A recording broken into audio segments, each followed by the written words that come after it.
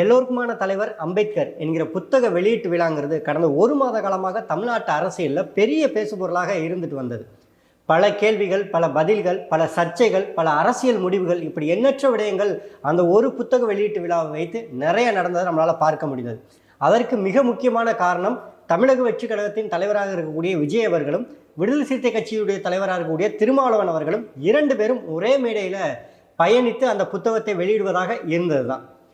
விஜய் அவர்களும் திருமாவளவன் அவர்களும் அந்த மேடையில் ஒன்றாக நிற்கிறது பெரிய தீவிரவாத தலைவர்கள்லாம் கிடையாது, ரெண்டு பேரும் பெரிய மாவோயிஸ்ட்லாம் கிடையாது. அவர்கள் தமிழ்நாட்டு அரசியலில் ஒருவர் புதிதாக தொடங்கிய கட்சியினுடைய தலைவர், இன்னொரு 30 ஆண்டு காலம் பயணித்த கட்சியினுடைய தலைவர், ரெண்டு பேரும் ஒரு புத்தகத்தை வெளியிடுறாங்க. இவ்வளவுதான் அதில் இருக்கக்கூடிய விடயம்.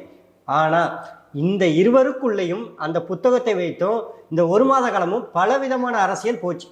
மிக முக்கியமான ஒரு அரசியல் அம்பேத்கருடைய ஒரு அரசியல், விஜய் அவர்களுடைய அரசியல், திருமாவளவன் அவர்களுடைய அரசியல், திமுகவுடைய அரசியல், தமிழ்நாட்டினுடைய அரசியல், இப்படி 5 தரப்பட்ட அரசியலும் ஒரு புத்தக வெளியீட்டு விழாவை வைத்து எல்லோராலையும் பேசப்பட்டது. இறுதியா நேற்று டிசம்பர் 6ஆம் தேதி அந்த புத்தக வெளியீட்டு விழாங்கிறது நிறைவடைந்திருக்கிறது.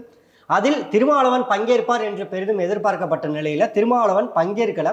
தமிழக வெற்றி கழகத்தின் தலைவராக இருக்கக்கூடிய விஜய் அவர்கள் மட்டும்தான் பங்கெடுத்தாங்க. அது மட்டும் கிடையாது, பங்கெடுத்து விட்டு அதில் பேசிய பேச்சு இன்னைக்கு பெரிய அரசியலாக மாறி இருக்கிறது.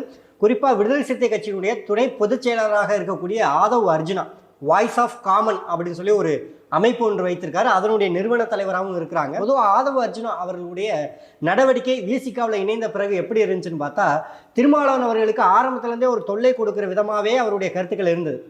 அவர் வாட்டுக்க யார் வம்பு தும்புக்கு நான் போகலை, நான் திமுகவோட கூட்டணியில் இருந்துக்கிறேன், யாரு கேட்டாலும் சனாதனங்கிற ஒரு வார்த்தையை வச்சு அவர் வண்டி ஓட்டிக்கிட்டு இருந்தார் ஐயா திருமாவளவன்.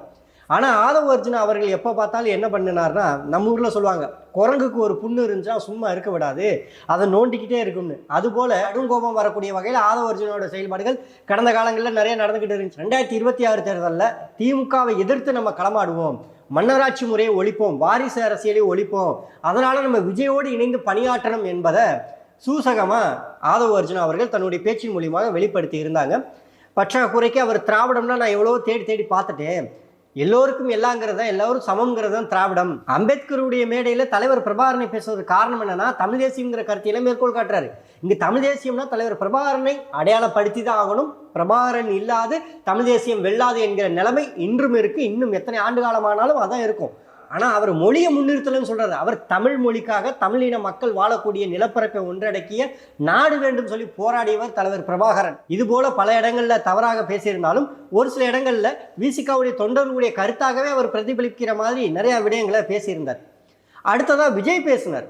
விஜய் பேசும்போது என்ன சொன்னாங்க அப்படின்னா, திமுகவை தீவிரமாக எதிர்க்கிறது அவரோட பேச்சில் அவர் காட்டினார்.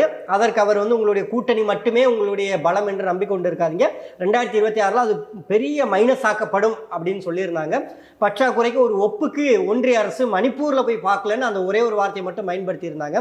அம்பேத்கரை பற்றி நான் நிறைய விடயங்கள் நான் தெரிஞ்சுக்கிட்டேன், அவருடைய கடந்த கால அனுபவங்கள் சொல்லி ஒரு சில விடயங்களை பற்றி அவர் பேசியிருந்தார். அதோட நன்றி வணக்கம் சொல்லி முடிக்கும் போது திருமாவளவன் அவர்கள் இந்த நிகழ்வில் பங்கெடுக்க முடியல. திருமாவளவன் இந்த நிகழ்வில் பங்கெடுக்க முடியாது என்பதற்கு கூட்டணியின் மூலிமா எவ்வளவு அழுத்தம் வந்தது என்பதை என்னால் யூகிக்க முடிகிறது. அவர் இங்கே இல்லை என்னாலும் திருமாவளவன் அவர்களுடைய மனம் என்பது இனிமேல் நம்ம பக்கம்தான் இருக்கும்னு ஒரு முற்றுப்புள்ளி வைத்துட்டு தன்னுடைய பேச்சை நிறைவு செய்கிறார். விடுதலை சிறுத்தை கட்சியிலுடைய கூட்டணி என்பது தமிழக வெற்றி கழகத்துக்கு தேவைப்படுகிறது என்பதையும், வருகின்ற 2026 தேர்தலில் விசிகாவுடைய வாக்கு தமிழக வெற்றி கழகத்தின் வெற்றியை தீர்மானிக்கும் என்பதையும் விஜய் அவர்கள் முழுவதுமாக நம்புறாரு. அதனால திருமாவளவன் அவர்களை எப்படியாவது தன்னுடைய கூட்டணிக்குள்ள கொண்டு வந்துடணும் என்பதில் அவர் அலையிறாருங்கிறது தெளிவாக தெரியுது. அதாவது மாநாட்டிற்கு முன்னாடி வரைக்கும் அண்ணன் சீமானவர்கள் விஜய் அவர்களை தம்பி தம்பின்னு அழைத்தாரு. மாநாட்டிற்கு பிறகு எதிரியா நினைச்சிட்டாரு. ஏன் அப்படின்னா கூட்டத்தை பார்த்து பயந்துட்டாரு. அதனால விஜய் அவர்களுடைய மாஸ் அப்படி, அது இப்படி, இது இப்படி, விஜய் அவர்களுக்கு இருக்கிற கிரேஸை பார்த்தா அவர் தனிச்சு நின்று அப்படி வென்றுவார்னு சொன்ன இவர்கள் அனைவரும் நேற்று விஜய் அவர்கள் விடுதலை சிறுத்தை கட்சியை அவ்வளவு வம்படியா புடிச்சு இழுத்து தன் கூட்டணிக்குள்ள உட்கார வைக்கணும்னு நினைப்பதற்கு காரணம் என்ன? விஜய்க்கு அவ்வளோ பெரிய கூட்டம் இருக்கிறது, மாசு இருக்கிறது. பிறகு எதற்கு கூட்டணி அப்படின்னா, அரசியல்ல வெல்லணும் அப்படின்னா எல்லா மக்களுடைய ஆதரவையும் பெறணும், தான் அரசியல்வாதி என்பதை மக்கள் உணரணும். அதற்கு பல அனுபவம் வாய்ந்த அரசியல் தலைவர்கள் தன்னோடு இணைந்தாங்க, தன்னோட பயணித்தாங்க. அப்படின்னா அரசியலில் நமக்கு நிறைய அனுபவங்கள் கிடைக்கும் என்பதை விஜய் அவர்கள் சற்று உணர்ந்ததுனால தான் விசிகாவை எப்படியாவது தனக்குள்ள கொண்டு வரணும்னு சொல்லி அவர் நிறைய கருத்துக்களை இது போல தெரிவிச்சுக்கிட்டு வர்றாரு. ஆனால் அண்ணன் சீமான் அவர்கள் விஜய் அவர்களை ஆதரித்த பொழுது கூட்டணிக்கு விஜய் அவர்கள் வரணும்னு சீமான் விருப்பப்பட்டாரு, விஜய் இல்லாமல் வெல்ல முடியாதுன்னு சீமான் பயந்துட்டாரு அப்படின்னு உருட்டுன இவங்க இன்னைக்கு விசிகா இல்லாமல் தமிழக வெற்றி கழகம் 2026 தேர்தலில் போட்டி போட முடியாது என்பது போல விசிகாவை தன் கூட்டணிக்குள்ள வர வைப்பதற்கு விஜய் அவர்கள் இது போன்ற கருத்துக்களை தெரிவிப்பது விஜய் அவர்கள் பயந்ததுனாலயா? அப்போ விஜய் அவர்களுடைய அதிகபட்ச திட்டம் என்னவா இருக்குன்னா, தன்னுடைய தலைமையில பெரிய கூட்டணி அமையணும்னா விசிகா தன்னுடைய கூட்டணிக்குள்ள வந்துடுச்சுன்னா திமுகவுடைய கூட்டணிக்குரிய மற்ற கட்சிகளும் வந்துடும். அப்போ பெரிய ஒரு கூட்டணி உருவாக்கி தமிழ்நாட்டை அப்படி சரவெடியாட்ட அப்படி தெறிக்க விட்டுலாம் அப்படின்னு சொல்லி அவர் நினைச்சுக்கிட்டு இருக்காரு. ஆனால் என்ன நடக்குங்கிறத பொறுத்து இருந்து பார்ப்போம். ஏன்னா ஐயா திருமாவளவன் ரொம்ப தெளிவாக இருக்கிறாரு. திமுகவுடைய கூட்டணி விட்டு நான் ஏன் வெளியில வரணும், அதற்கு என்ன தேவை இருக்குதுன்னு கேட்கிறாரு. நம்ம திரைப்படத்தில் பார்க்குற மாதிரி ஸ்னேகா, இந்த ஸ்னேகாங்கிற ஒரு வார்த்தைக்கு தாயா நான் மயங்கிட்டேன் அப்படின்னு சொல்லுவானுங்க பாருங்க. அது மாதிரி ஐயா திருமாவளவன் இப்போ எதை பிடிச்சிக்கிட்டு இருக்கிறாருன்னா சனாதனங்கிற ஒற்றை வார்த்தைக்காக திமுக செய்யக்கூடிய அனைத்து அட்டூழியத்தையுமே அவர் தாங்கிக் கொள்வதற்கு அவர் தயாராக இருக்கிறார். அந்த ஒற்றை வார்த்தையில தான் இன்னைக்கு ஐயா திருமாவளவன் அவர்களுக்கும் திமுக போன்ற கட்சிக்கும் மிக நெருக்கமான ஒரு பந்தம் ஓடிக்கிட்டு இருக்குது.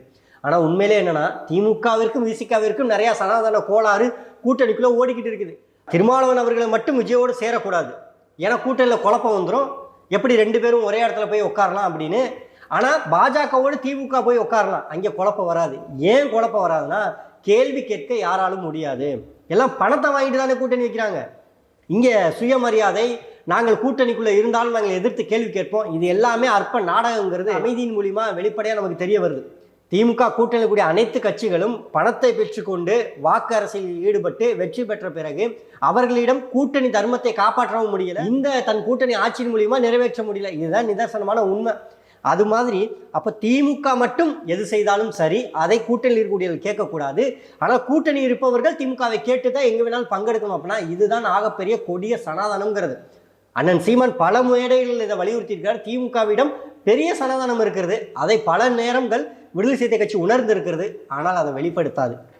அப்போது முக்கியமான ஒரு விடயம், விஜய் அவர்களோட விசிகா அவர்கள் பயணிக்கக்கூடாது என்பதில் திமுக மிக தெளிவாக இருக்குது. இப்போ விஜய்க்கு வருவோம். விஜய் அவர்கள் மாநாட்டில் பேசும்போது ஒரு விடயத்தை பற்றி பேசியிருந்தார். என்ன அப்படின்னா, இந்த அரசியல் மேடைனாவே அவர்களே இவர்களே அவர்களே இப்படிலாம் பேசக்கூடாது, அப்போ எப்படி பேசணும், நேரடியாக வந்துடணும், ஏன்னா எல்லாரும் சமம் அப்படின்னு சொன்ன அவர் நேற்று என்ன பண்ணியிருக்காரு அப்படின்னா, விகடன் குழு தலைவர் அவர்களே, அம்பேத்கர் அவருடைய பேரன் அவர்களே, நீதியரசர் சந்துரு அவர்களே, இது போல சொன்னதெல்லாம் யாரு, விஜய் அவர்களே.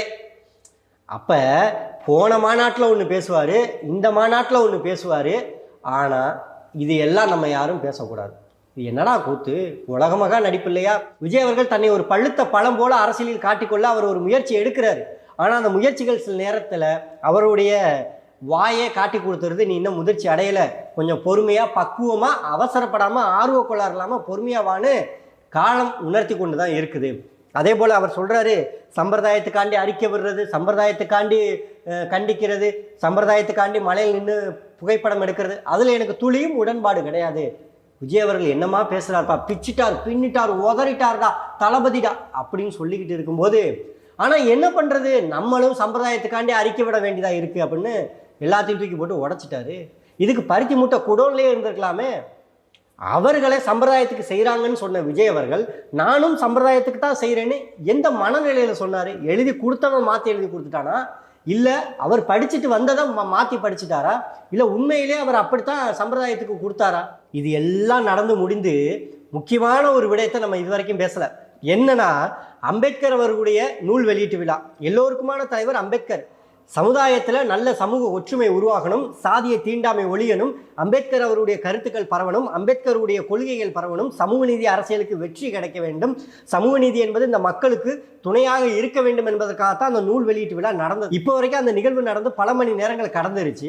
ஒரு வலையொலியில் ஒரு ஊடகத்தில் கூட அம்பேத்கர் அவர்களை பற்றி விஜய் அவர்கள் அந்த புத்தகத்தை வெளியிட்டதுனால அம்பேத்கர் அவருடைய புகழ் பரவுச்சு, அம்பேத்கர் அவருடைய கருத்துக்கள் போய் சேர்ந்தது, அம்பேத்கருடைய அரசியல் தமிழ்நாட்டிற்கு முக்கியமாக தேவைப்படுகிறதா, இல்லை சமூக நீதி அரசியலுக்கு தேவைப்படுகிறதா என்கிற ஒரு வாதம் கூட எடுக்கப்படலை.